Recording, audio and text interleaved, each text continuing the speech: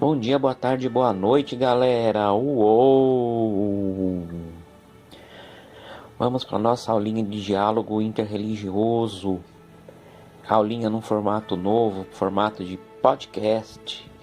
É um formato que vocês vão se preocupar apenas com o áudio, não precisa se prender ao vídeo. Vamos falar de coisas profundas, direto do coração. Então não precisamos ver as imagens. Façam uma experiência, fechem os olhos. Isso. Vamos escutando agora a musiquinha. Vamos pensar no nosso Criador. Vamos pensar em Deus.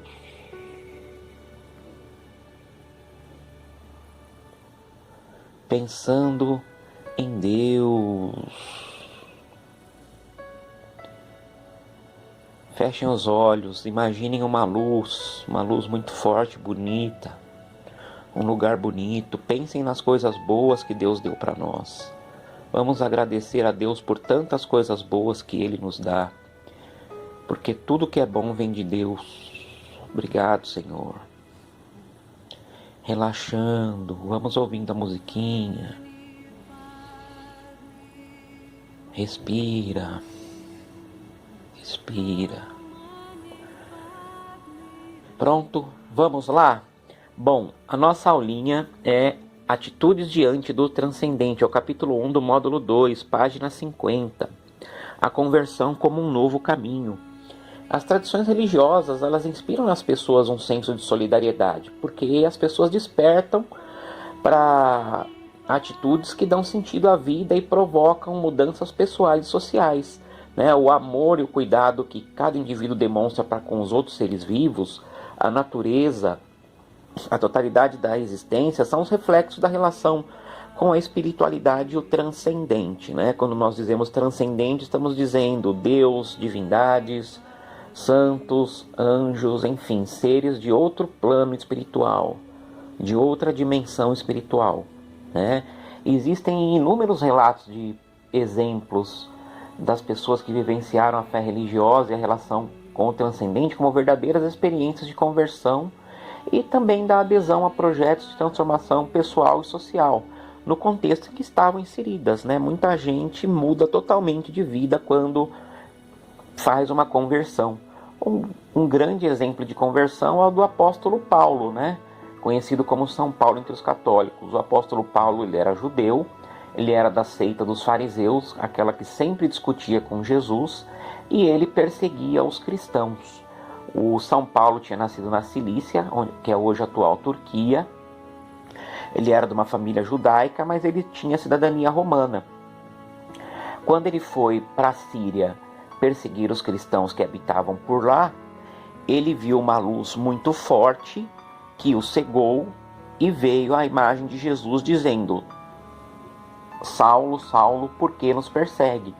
E aí a conversão do Paulo mudou totalmente a experiência dele. Porque de fariseu ele passou a evangelizador. Ele mudou seu nome de Saulo para Paulo, outra mudança. Paulo quer dizer pequeno em latim. E foi o maior divulgador do cristianismo entre os não-judeus, porque até a conversão do Paulo, o judaísmo era a base do cristianismo, de uma forma que quase todos os cristãos eram judeus. Era uma religião que estava estrita aos judeus, com poucos gregos que haviam adotado. Então, a partir de São Paulo, houve essa grande mudança, que hoje o cristianismo é uma religião de base judaica, mas não é praticada por judeus, ela é praticada apenas por não-judeus. Os cristãos compreendem Deus como um pai que ama seus filhos, cuida deles e os convida a ver em cada pessoa um irmão e uma irmã. Então, quando a pessoa se converte para o cristianismo, significa que ela se compromete com a construção de um projeto de sociedade justa, com igualdade de direitos para todos. A superação das estruturas sociais que geram desigualdade e causam violência, ela passa pela conversão do coração, ou seja, pela mudança radical no modo de enxergar Deus e o sentido da vida. Ninguém se converte e continua num padrão de vida com egoísmo, num padrão de vida com maldade no coração, com rancor, pelo menos não deveria, né? Outras religiões também têm esses exemplos de transformação social, né? O monge vietnamita Thich Nhat Hanh, por exemplo, ele se engajou na reconstrução do Vietnã depois da guerra violentíssima, né, que durou 20 anos, de 55 a 1985. Né? Ele compreendeu, nós monges budistas ficamos sempre aqui no mosteiro, meditando, e as pessoas estão na maior tragédia da história. E aí a fundação do Nhat Hanh, ela fundou várias escolas, vários hospitais, se empenhou na reconstrução do que foi destruído. Enfim, o Thich Nhat Hanh, ele afirmou que o budismo é engajado porque ensina a pessoa a estar consciente e desperta para o que está acontecendo em seu próprio corpo, em seu sentimento, em sua mente, né? E assim ela toma consciência do mundo que o cerca, né? O budismo ele busca estar desperto, então ele não pode agir de uma forma que não seja com compaixão para aliviar o sofrimento que ele vê ao redor. Um outro bom exemplo é a da Vilma Santos de Oliveira, né, conhecida como Yamucumbi, uma mãe de santo, né, uma Yalorixá do Candomblé. Por meio da sua experiência religiosa, que é calcada na energia vital, né, que os cultos afro-brasileiros chamam de axé, no culto às ancestrais, na reza forte com batida do tambor e alegria do canto, nos passos de dança e nas suas orixá, a Yamucumbi ela se tornou um instrumento de determinação e luta contra o preconceito, o racismo e a intolerância, né? Ela foi uma mediadora das transformações para uma sociedade melhor, porque graças a ela houve uma aceitação da diversidade cultural e religiosa, né? Entre muitas ações que a Yamucumbi praticou, ela presidiu o Conselho Municipal de Promoção da Igualdade Racial de Londrina, e ela ajudou a implantar o sistema de cotas raciais para negros na Universidade Estadual de Londrina. É uma coisa muito importante a gente pensar no nível de exclusão que os negros têm do ensino superior. Uma parte importante das religiões é a meditação e também a contemplação. A meditação é um caminho de peregrinação silenciosa, né? Aquela simplicidade, aquele momento de estar quieto dentro da mente e do coração, e pode ser praticado por todos. Geralmente as pessoas associam a meditação a ficar de perna cruzada em posição de lótus sentado, né? Recitando os mantras orientais, mas a meditação vai além disso, né? Ela pode ser feita de muitas outras formas, né? Na tradição religiosa cristã, por exemplo, né? A meditação pode ser feita com uma oração silenciosa ou comunitária, ou com a leitura de textos sagrados e litúrgicos, né? Em orações você medita, você pensa, você se conecta mentalmente à espiritualidade, ao sagrado. Como diz a epístola aos Tessalonicenses, né, na primeira, capítulo 5, versículo 17, orai sem cessar, ou seja, através da oração a pessoa medita e se conecta com o sagrado. Dentro da tradição religiosa islâmica, o sufismo utiliza muito a meditação, né? Eles utilizam a meditação, o canto, a dança, né? No sufismo, eles recitam os 99 nomes de Deus, né? De Alá, em voz alta, e acompanham com canto, com movimentos corporais. Enfim, né? O sufismo é uma tradição islâmica que tem por base a meditação. Já a contemplação é uma busca de unidade. Nela as pessoas procuram estar em contato com aquilo que as transcende, né? No hinduísmo, por exemplo, os devotos contemplam as imagens da divindade, né, como um ato de adoração.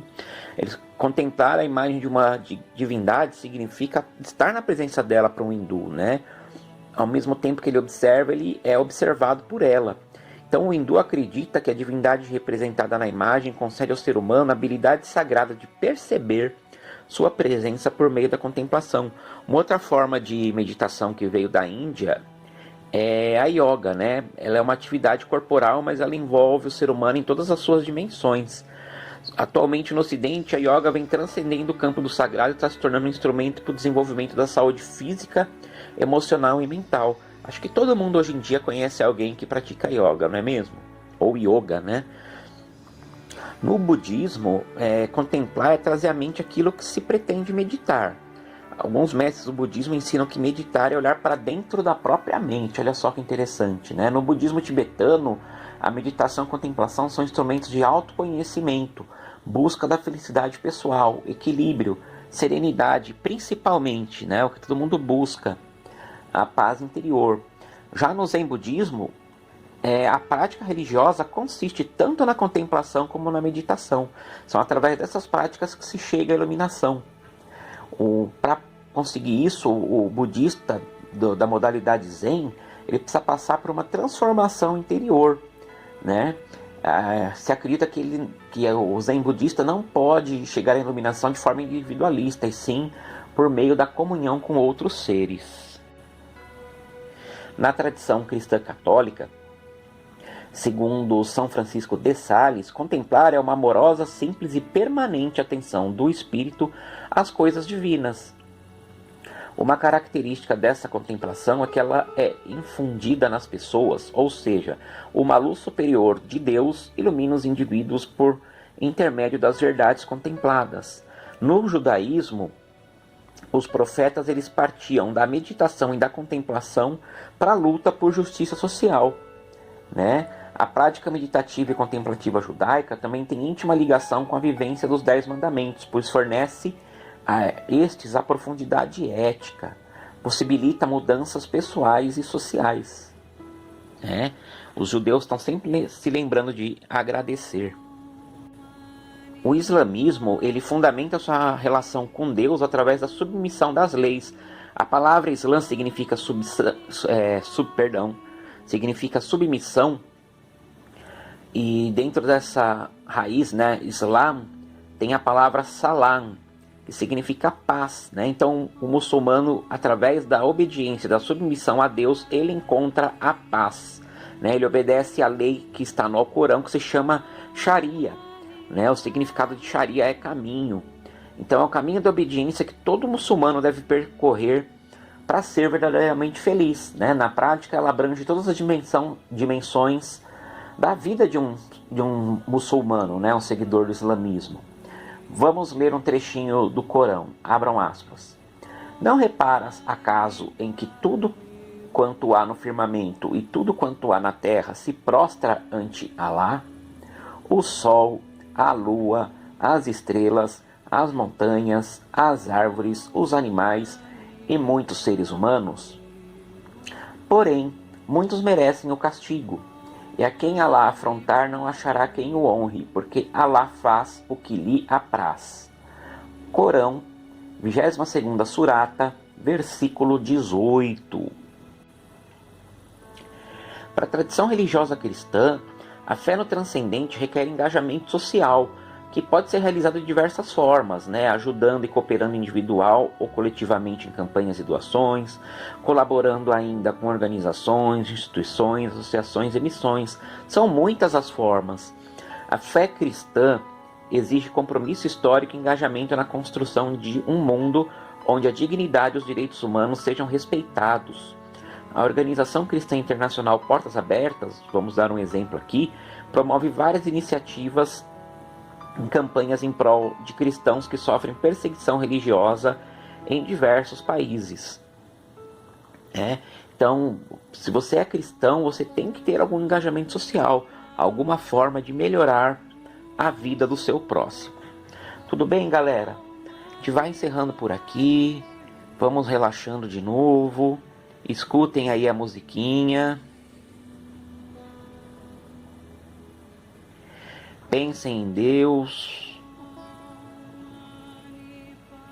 Vamos agradecendo a Deus pela oportunidade de nós estarmos nas nossas casas, com as pessoas que nós amamos. Vamos agradecer pela proteção. Obrigado, Senhor. Obrigado, galera. Uou!